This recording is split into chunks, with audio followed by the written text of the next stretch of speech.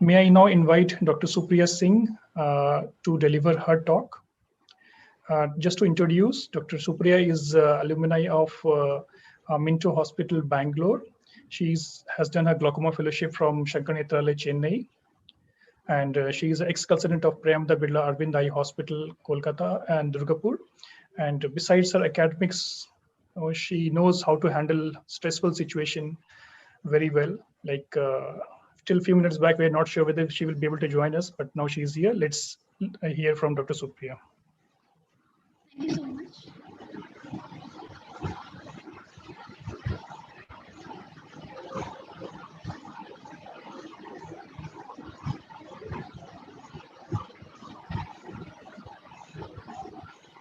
The net connectivity is very slow over here.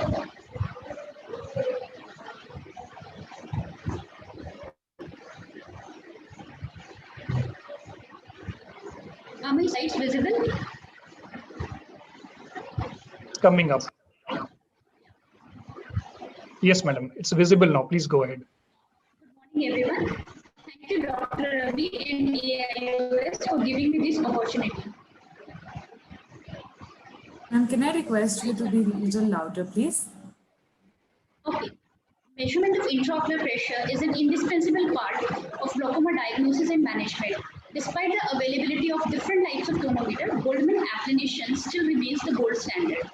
It is based on invert Fick law, which was later on modified to accommodate for corneal stiffness and surface tension.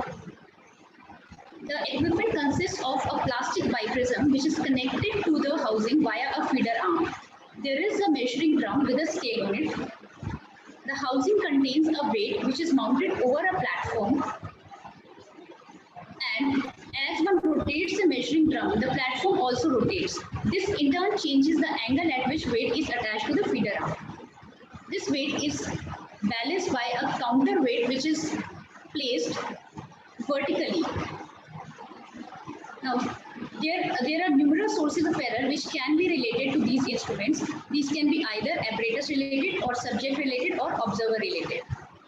Coming on to apparatus related errors, calibration error is one of the most common and forgotten source of error. Calibration is usually checked as 0 millimeters mercury level, 20 millimeters mercury level and 60 millimeters mercury level. As per the manufacturer, the tolerance for calibration error is 0.5 millimeters mercury at all levels of testing. CT guidelines are a bit more lenient. In our hospital, we follow a protocol of 2 millimeters mercury of tolerance at all levels of testing. This calibration is usually checked by using the weight bar. There are 3 lines on the weight bar. The center line is for 0 millimeters mercury level, while the second line is for 20 millimeters mercury level. The line at the end is for 60 millimeters mercury level.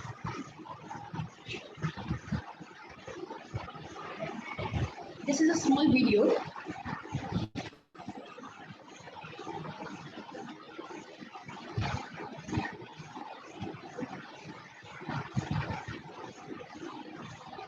I'll skip this video.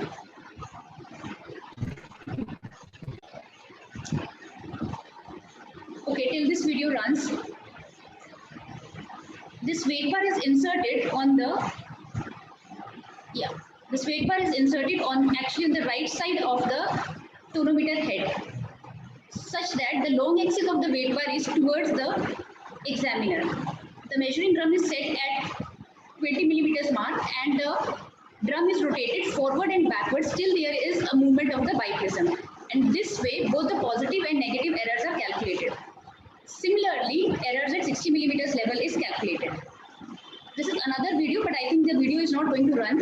So in a similar way, we measure the errors at 0 millimeters mercury level by simply rotating the knob forward and backward without using the measuring drum. This is a very, very simple technique and it should be used in OPD daily. For instruments which are less than 1 year old, annual checks is more than sufficient, but for instruments which are more than 1 year old, it is better to have monthly checks.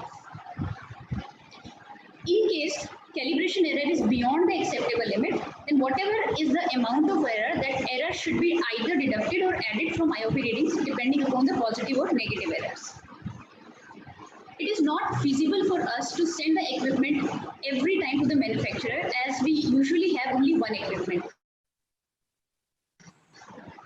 Devised a very easy technique of rectifying these calibration errors by simply cleaning the instrument by using compressed air spray and by lubricating it with a mineral oil based liquid lubricant. They also talked about making some changes in the alignment of weight and counterweight. By these small maneuvers, 95% of the errors are rectified, and if despite doing these maneuvers, errors are not rectified, then the equipment should be sent to the manufacturer. A significant inter-instrument variability is noted between GATs of different instruments in a study by Dr. Ronnie George et al. This is particularly important in setups where multiple instruments are used. Therefore, it is advisable to perform baseline and follow IOP measurements on a single instrument. Fully open, and the slit lamp knob should be fully rotated to provide maximum illumination, as inadequate illumination may result in insufficient fluorescence, which might underestimate intraocular pressure. And always make sure that slit lamp beam falls on the colored band on the tonometer tip.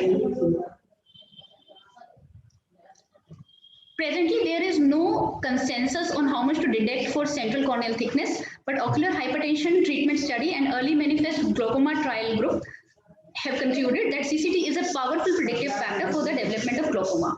Subsequent studies revealed that there are factors apart from CCT which have a bearing on the intraocular pressure measurements, such as corneal stiffness and viscoelastic properties of the cornea. But despite all this, the present consensus is that there is a positive correlation between CCT and IOP, and use of any global recalculation formula is unsuitable to find true IOP in clinical practice. So there is no point in taking corrected IOPs into account, as this is totally flawed. And clinicians should consider CCT into their thinking process by broadly dividing the cornea as thick cornea, thin cornea, and average cornea. And accordingly, they should take the decision. For example, in cases of ocular hypertension, if a patient has ocular hypertension and thinner cornea, then that patient has more risk of developing POAG than a patient who has average cornea. Similarly, a patient who has glaucoma and is having thinner cornea has more chances of progression than a patient who is having average cornea. GAT underestimates intraocular pressure in eyes with corneal epithelial edema, as it is easier to indent edematous cornea. Steeper the corneal curvature, more indentation of cornea is required. This results in greater displacement of fluid, thus causing an apparent increase in intraocular pressure. So 1 diopter increase of corneal curvature leads to 0.34 millimeter increase of measured IOP. Whenever there is a corneal astigmatism, the area of tonometer corneal contact changes from a sphere to that of an ellipse, and the diameter of tonometer corneal contact differs in different meridians. In cases of 3 diopters of more of astigmatism, Goldman suggested aligning the red line, which actually represents 43 degrees, to the flattest meridian, while Holliday suggested taking intraocular pressure in 2 meridians, first in horizontal meridian and then in vertical meridian, and then averaging these 2 readings. In cases of with the rule astigmatism of more than 4 diopters of astigmatism, there is actually an underestimation of IOP, while in cases of against the rule astigmatism of more than 4 diopters, there is an overestimation of IOP.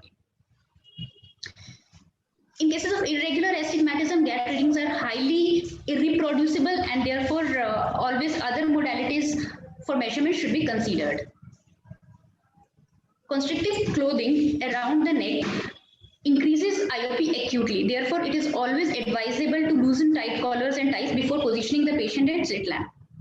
Always make sure that patient sits comfortably at the slit lamp, and there should not be any extension of the neck, as this may inadvertently increase the intraocular pressure. Shifting the gaze from primary position, intraocular pressure first increases and then comes to baseline on maintaining that position for some time.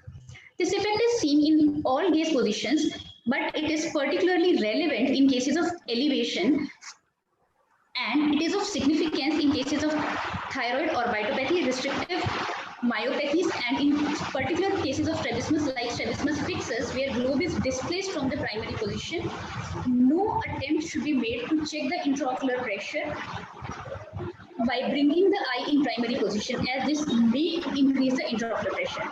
For those particular patients, IOP has to be checked in that displaced position only, as that is the primary position for those patients. Always explain the procedure to the patient beforehand. Otherwise, inadvertent lid closure may increase the intraocular pressure. So this is the right way to examine the IOP. Coming on to observer-related errors, if an object comes into contact with tonometer tip, then there is an inadvertent increase in intraocular pressure. This is particularly troublesome in superiorly mounted tonometers. So care has to be taken. Applanation of paracentral cornea does not have much effect on IOP measurements, but if cornea is applanated with the peripheral portion of the tonometer tip, then Myers of different arc lengths result. If there is little eccentric positioning, then there is not much of effect, but there is an overestimation of IOP with marked eccentricity. Repeated prolonged applanation attempts reduce intraocular pressure by 2 to 5 millimeters mercury. So always make sure that if patient is uncooperative and we need to repeat the intraocular pressure, just one more minute, I am winding up. Yeah, so if patient is uncooperative and if we want to repeat the measurements, then it is always better to wait for 5 to 10 minutes after explaining the procedure. Then only we should take the patient for measurement rather than going on repeatedly measuring the patient. Fluorescent precorneal tear film helps in observing the border between the tonometer corneal contact and precorneal tear film. In cases where fluorescence is too less, the apex of this meniscus is not visible properly, and this leads to underestimation of IOP. While in cases of excessive fluorescence, Myers are too wide, thus causing overestimation of IOP. We currently, because this new type of error has come because of the use of masks. So all those patients, if they are wearing masks while examining them, if mask touches the feeder arm accidentally, then the relation between the biprism and the assembly below changes, and thus leading to overestimation of intraocular pressure. This phenomenon is particularly seen with rigid masks like N95 as compared to surgical masks. So care has to be taken when the patient is walking in our OPD. We should always notice the type of mask which is worn by the patient, and during measurement keep an eye over the mask position, and if there is any such touching, then patient mask has to be adjusted. To conclude, regular calibration of instrument is a must. Make sure the patient is positioned properly. Illumination is maximum with adequate fluorescence, and if there is a high astigmatism, tonometer head has to be adjusted. Thank you so much. Dr. Supriya, thank you for your excellent presentation. Just one small doubt I have. In this time of COVID era and the pandemic going on, is there any specific precautions that you take while checking the pressures through applanation for your patients? Or if I can extend the question, is there which would be a second instrument of choice in case we are not comfortable going for a contact procedure? Yes, what I'm preferring right now is after measuring intraocular pressure in every patient, I wash the tonometer head with the soap water.